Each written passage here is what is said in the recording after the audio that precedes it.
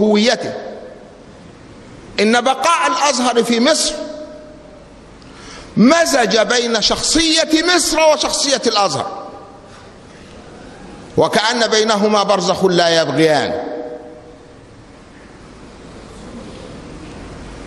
شخصية الأزهر هي شخصية مصر، التناغم في الوحدة والاجتماع مع الاختلاف، أخذا بقوله تعالى: ولو شاء ربك لجعل الناس أمة واحدة ولا يزالون مختلفين إلا من رحم ربك.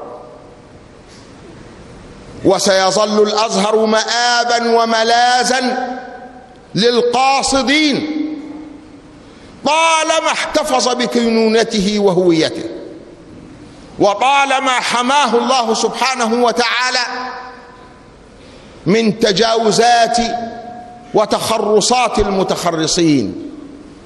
إنه بحمد الله محفوظ من كل ذلك. وأعتقد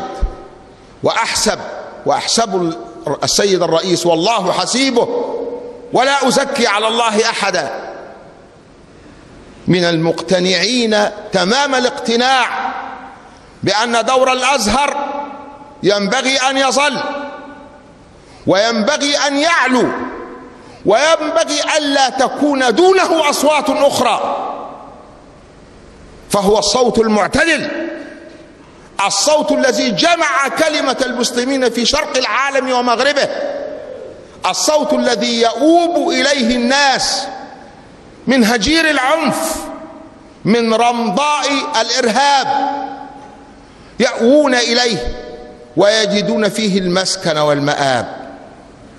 أعتقد أن رسالة الأزهر قد سمعها الرئيس الموفق إن شاء الله من مآذن الأزهر وأعمدته وأفنيته، ومن أصوات هؤلاء الذين من شيوخنا القدامى الذين نسمع أصواتهم معنا الآن، وهم يحيطون